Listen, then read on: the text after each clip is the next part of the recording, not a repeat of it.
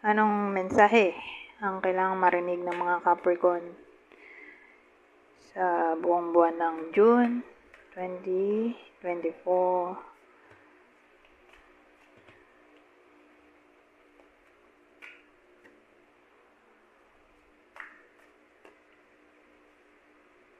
Naging tatlo to.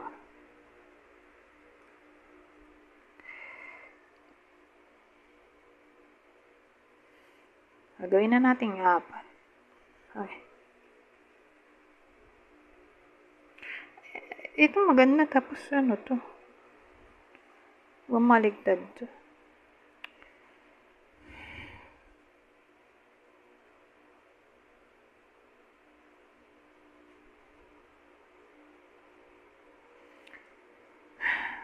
Ano to? So, good news in a way na ewan ko, tingin ko maayos na. Maayos na ang problema sa relasyon.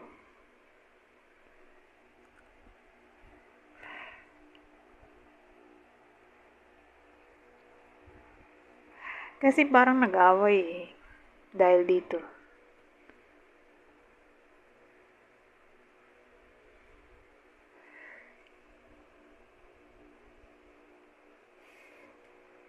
Kasi nitong mga nakaraang araw,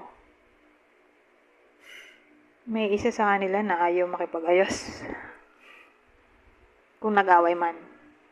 So, ewan ko kung sino makaka-relate dito na para bang noong May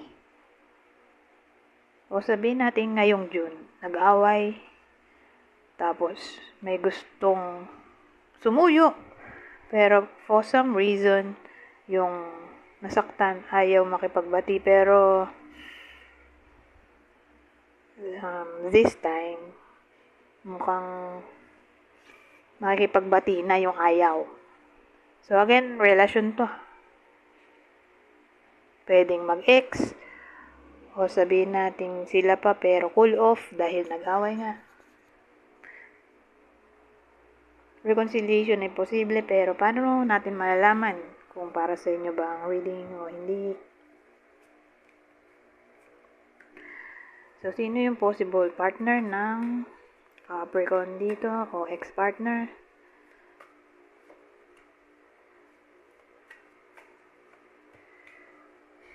Libra, Scorpio,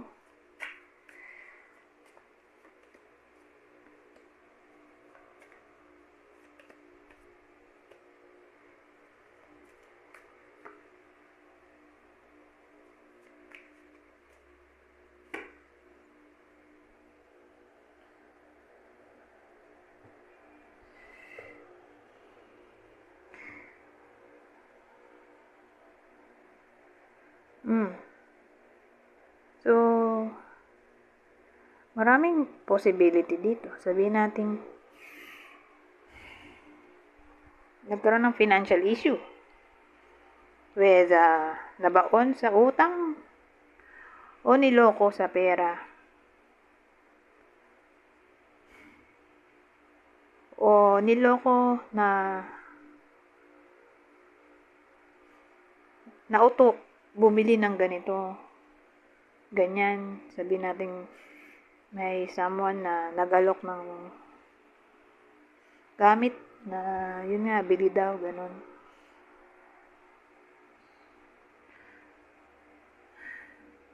So, kung ganun ang situation, makakabangon yung na-bankrupt o nauto o nawala ng pera, niloko sa pera, financial issue in general, makakabangon o magkakapera o magkakaroon ng way para magkapera ulit. Ganon.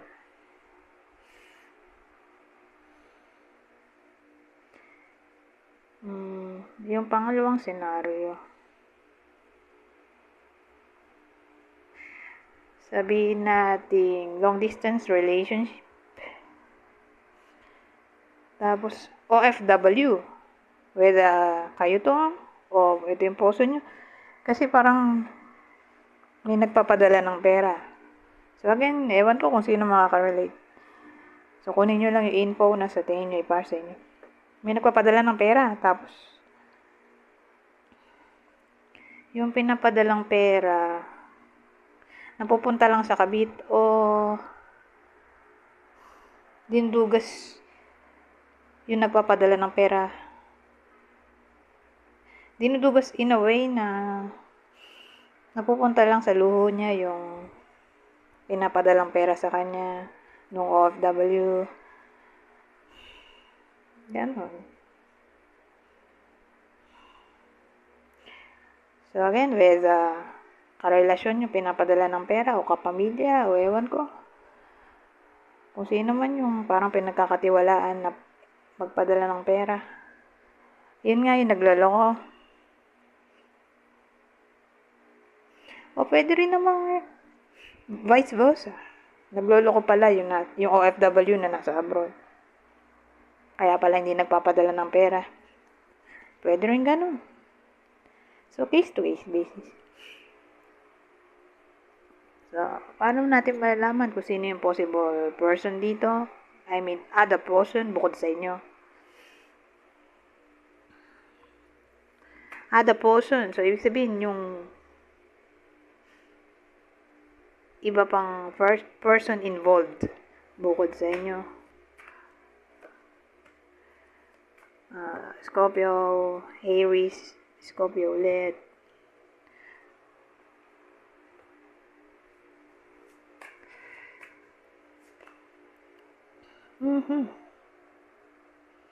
Time apart, a time of separation.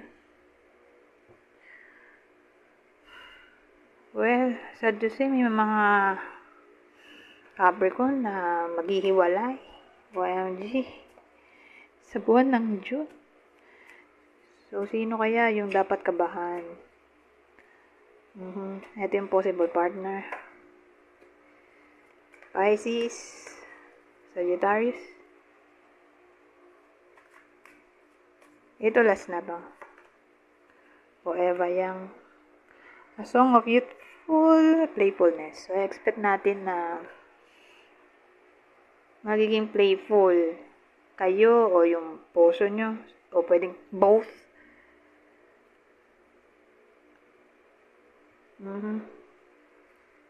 So, pag ganyan, flirty sa isa't isa, o magiging passionate ang June, para lang to sa mga in a relationship.